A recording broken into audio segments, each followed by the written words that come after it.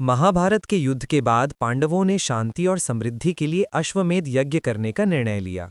राजा युधिष्ठिर के महल में भव्य यज्ञ की तैयारी हो रही थी। देश विदेश से ऋषि मुनि, राजा और हजारों लोग वहां आए थे। यज्ञ समाप्त होने के बाद राजा युधिष्ठिर ने गरीबों और ब्राह्मणों को बहुत सारा दान दिया। सभी लोगों के लिए भव्य भोजन का आयोजन किया गया। तभी अचानक वहां एक अजीब नेवला आया। उसके शरीर का आधा भाग सुनहरे रंग का था और आधा सामान्य था। वो यज्ञ स्थल के पास आकर जमीन पर लौटने लगा।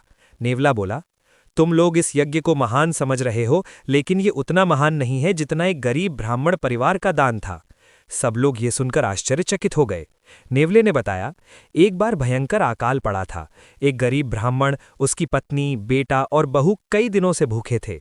उन्हें थोड़ा सा जौ का आटा मिला और उन्होंने उससे 4 रोटियां बनाईं। जैसे ही वे खाना खाने बैठे, तभी एक अतिथि उनके घर आया। भारतीय परंपरा के अनुसार उन्होंने अपना अपना भोजन अतिथि को दे दिया। अतिथि ने सारा भोजन खा लिया और संतुष्ट होकर उन्हें आशीर्वाद दिया। परिवार के लोग भूखे ही रह गए, लेकिन उन्हें खुशी थी कि उन्होंने अतिथि सेवा की। नेवला बोला, जब उस ब्राह्मण के घर भोजन के कुछ कण जमीन पर गिरे, तब मैं वहां लौटा। तभी मेरे शरीर का आधा भाग सुनहरा हो गया। नेवला बोला, मैं यहाँ इस यज्ञ में भी लौटा, लेकिन मेरा बाकी शरीर सुनहरा नहीं हुआ, क्योंकि उस गरीब परिवार का त्याग इस यज्ञ से भी बड़ा था। सबको समझ में आ गया कि सच्चा दान वो है जो त्याग और निस्वार्थ भावना से किया जाए।